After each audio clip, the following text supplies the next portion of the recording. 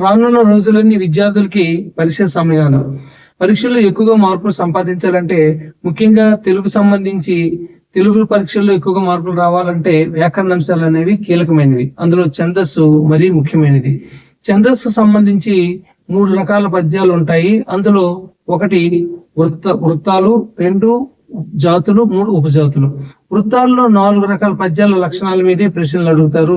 ఆ 4 రకాల పద్యాలు ఏంటంటే ఉత్పలమాల, చంపమాల, శార్దూలం, మధ్యమం. ఈ 4 పద్య లక్షణాలు ఒకే పట్టికలో చెప్పడం జరుగుతుంది. ఈ పట్టికని మీరు క్షుణ్ణంగా పరిశీలించి అవగాహన చేసుకుంటే ఈ 4 పద్య లక్షణాలని మీరు ఇంకా చదవవసరం లేదు. చదవకుండానే ఎలాంటి ప్రశ్న అడిగినా మీరు సరైన సమాధానం రాసి మార్కులు పొందే విధంగా ఇక్కడ బోధించడం జరుగుతుంది. అందరూ సావధానలే వినండి. మొదటిసారి ఈ ఛానల్ చూస్తున్న వారు సబ్స్క్రైబ్ చేయండి, లైక్ చేయండి, షేర్ చేయండి. వృత్త పద్య లక్షణాలు: ఉత్పలమాల, చంపకమాల, శార్దూలం, మధ్యమం. ఈ ఒక్కొక్క పద్యానికి 6 అంశాలు లక్షణాలు ఉంటాయి. ఒక పద్యానికి 6 పాయింట్లు లక్షణాలుగా ఉంటాయి. అందులో 3 పాయింట్లు ఇక్కడ రాశాను.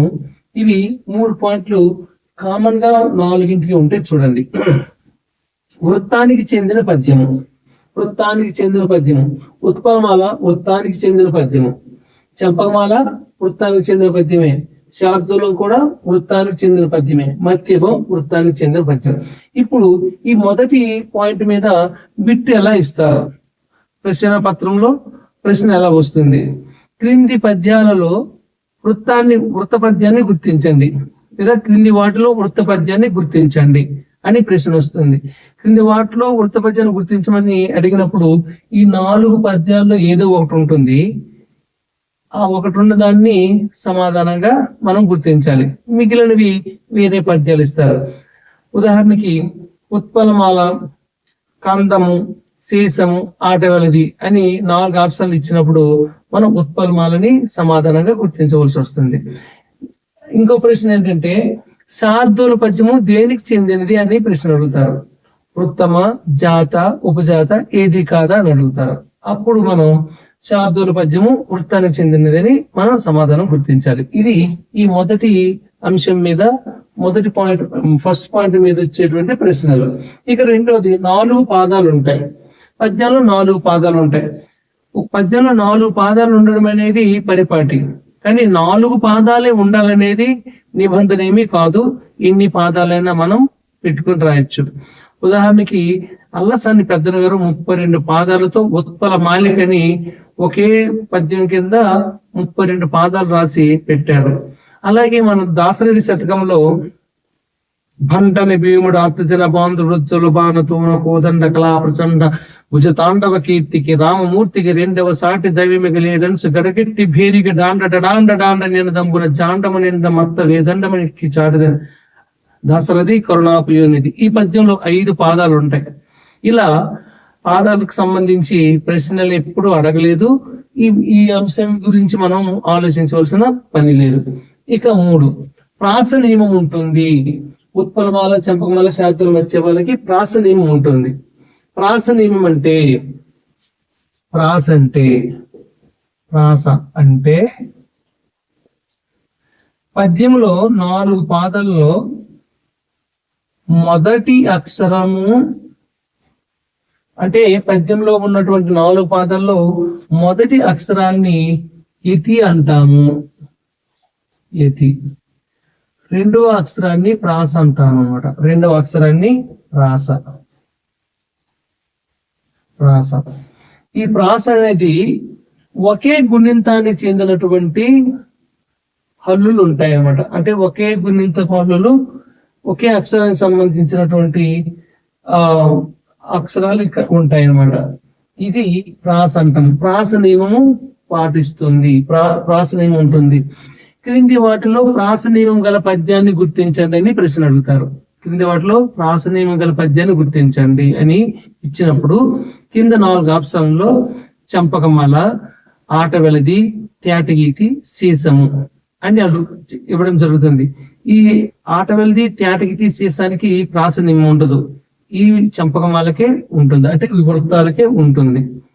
ఈ విధంగా ప్రశ్నలు ఇవ్వడం జరుగుతుంది. తర్వాత ప్రాస నియమం ఉంటుంది. ఈ 3 పాయింట్లు ప్రతి పద్యానికి కామన్ గా ఉంటాయి. ఇవి ఈ విధంగా ఈ అంశాల మీద బిట్లు అడిగే పద్ధతి. ఇక పాదాక్షరాలు అంటే పద్యంలో ఉన్నటువంటి ఒక పద్య పాదంలో ఉండేటువంటి అక్షరాలు, ఒక పద్యములో ఉన్నటువంటి అక్షరాల సంఖ్య. దీన్ని సింపుల్ గా చెప్తాను, గుర్తుపెట్టుకోండి. ఉత్పలమాల ఒక 20 వేసుకోండి, కింద కూడా ఒక 20 రాసుకోండి. 20 పైదానికి ఒకటి తగిలించండి, 21. కింద నుండి ఒకటి పీకేయండి, 19. ఇది ఉత్పలమాల పద్యపాదంలోని అక్షరాలు ఎన్ని అని అడిగినప్పుడు 20 అక్షరాలు అని రాయాలి. చంపకమాల పద్యపాదంలోని అక్షరాల సంఖ్య ఎన్ని అంటే 21. 19 అక్షరాలు గల పద్యపాదము ఉన్న పద్యం ఏది? 19 అక్షరాల పద్యపాదంలో ఉన్నటువంటి పద్యం ఏది అన్నప్పుడు శార్దూలం. నెక్స్ట్ మధ్యపంలో కూడా 20 అక్షరాలు ఉంటాయి. దీని మీద ఖచ్చితంగా బిట్లు అనేవి ఇవ్వడం జరుగుతుంది. కాబట్టి లేదంటే శార్దూల పద్యపాదంలో ఎన్ని అక్షరాలు ఉంటాయి, మధ్యప పద్యపాదంలో ఎన్ని అక్షరాలు ఉంటాయి, ఉత్పలమాల పద్యపాదంలో ఎన్ని అక్షరాలు ఉంటాయి, చంపకమాల పద్యపాదంలో ఎన్ని అక్షరాలు ఉంటాయి, ఈ విధంగా ప్రశ్నలు ఇవ్వడం జరుగుతుంది. ఇప్పుడు ఉత్పలమాల పద్యంలో ఎన్ని అక్షరాలు ఉంటాయి అని అడిగితే 80 అక్షరాలు. ఒక పాదంలో 20 అక్షరాలు, 4 పాదాలు 80 అక్షరాలు. ఈ విధంగా పాదాలకు సంబంధించినటువంటి పద్య పాదాల్లో ఉన్నటువంటి అక్షరాలు అన్నమాట. ఇక యతి స్థానం, ఇందాక మనం చెప్పుకున్నాం, మొదటి అక్షరం యతి అన్నాము. మొదటి అక్షరం యతి అయితే పద్య పాదములో ఒక నిర్దిష్టమైన అక్షరాన్ని యతి స్థానం అంటాము. అంటే పద్యపాదంలో మొదటి అక్షరం యతి, పద్యపాదం మధ్యలో ఒక ప్రత్యేకమైన స్థానంలో ఉన్న అక్షరాన్ని యతి స్థానం అంటాము. ఆ యతి స్థానాలు ఈ పద్యాలకు ఎక్కడెక్కడ ఉంటాయో, ఏ అక్షరాలు ఇక్కడ రాస్తాను గమనించండి. 10లో సగం ఎంత? 10లో సగము 20లో సగము 10. 10కి ఒకటి పెంచుకుంటే 11. 10కి ఒకటి పెంచుకుంటే 11. ఇక్కడ 12 ఉండదు, అంటే ఇందులో ఉండదు. 12 యతి స్థానం గల వృత్త పద్యం ఇంకోటి ఉంది, కానీ ఇక్కడ లేదు మనకి, కాబట్టి 12 ఇక్కడ లేదు. 12 పోయిన తీసేస్తే 13, 14. ఇప్పుడు మధ్యమ పద్యానికి యతి స్థానము గుర్తించండి అన్నప్పుడు మనం 14వ అక్షరం యతి స్థానము. 13వ అక్షరం యతి స్థానం గల పద్యం ఏది అని అడుగుతారు. 13వ అక్షరం యతి స్థానం గల పద్యం ఏది అని అంటే శార్దూలం. చంపకమాల యతి స్థానం ఎంత అంటారు? 11. 10వ అక్షరం యతి స్థానం గల పద్యం ఏది? ఉత్పలమాల. ఇలా పద్యం ఇచ్చి యతి స్థానం అడుగుతారు, యతి స్థానం ఇచ్చి పద్యాన్ని అడుగుతారు. ఆ విధంగా ప్రశ్నలు అనేవి రావడం జరుగుతుంది. ఇది కాబట్టి ఈ 3 పాయింట్లు 4 పద్యాలకి కామన్ గా ఉంటాయి. ఇక్కడ అక్షరాలు, పాదంలోని అక్షరాల సంఖ్య, యతి స్థానం, గణాలు వరుస. ఈ గణాలు ఇలాగే రావాలి. ఉత్పలమాల అంటే బర నా భ ర న భ రావ, భరణ బరవనే రావాలి వరుస. అటు ఇటు మార్చితే కుదరదు. వృత్తపద్యం అంటే అలాగే రావాలి క్రమముగా. భరణ బవరు అనే గణాలు క్రమముగా అదే వరుసలో రావాలి. అలాగే చంపకమాలకు సంబంధించినటువంటి గణాలు నజ భజ జజర అనే వరుసగా ఉండాలి. అలా శార్దూలం మస జస తతగా. ఇక మధ్యవం సభరణమయ్యవ. ఇప్పుడు చూడండి, ఇవి ఎలా గుర్తుపెట్టుకోవాలి? ఉత్పలమాల భరణ బరవ, చంపకమాల నజ భజ జజర.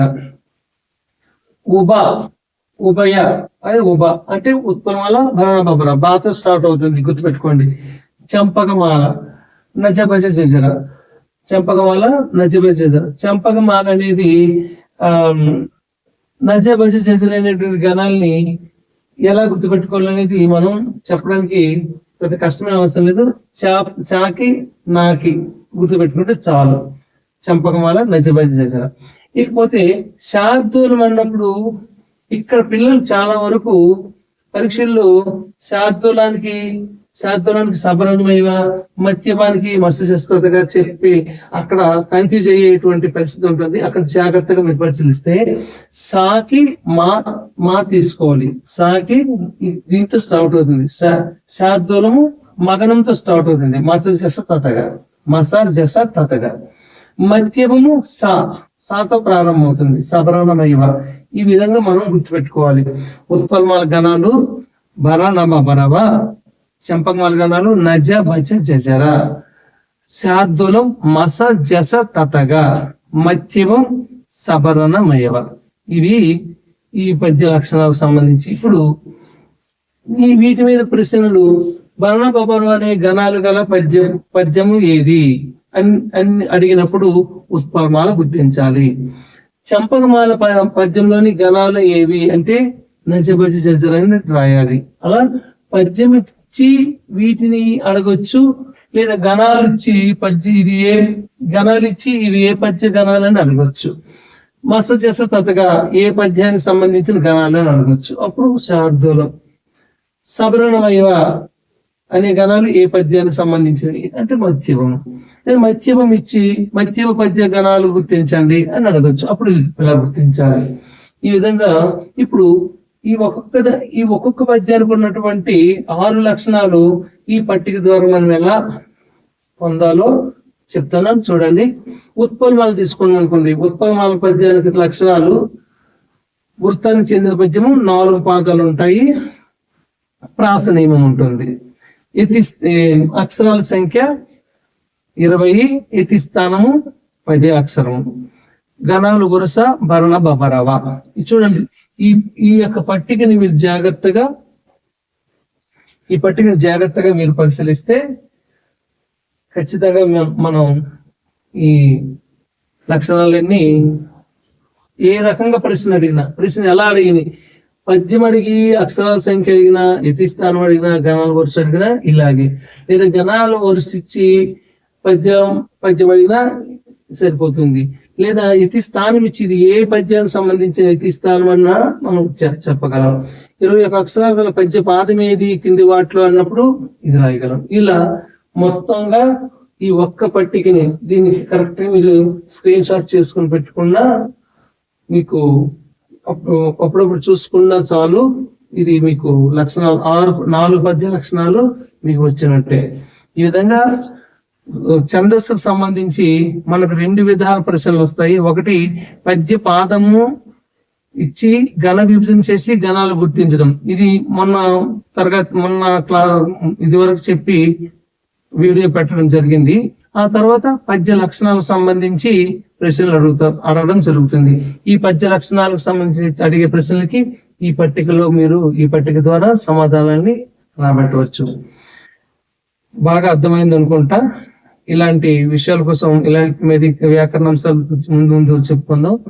మళ్ళీ గుర్తు చేస్తున్నాను, మొదటిసారి చూసిన వాళ్ళు ఛానల్ ని సబ్స్క్రైబ్ చేయండి, లైక్ చేయండి, షేర్ చేయండి. అందరికీ నమస్కారం. జై హింద్.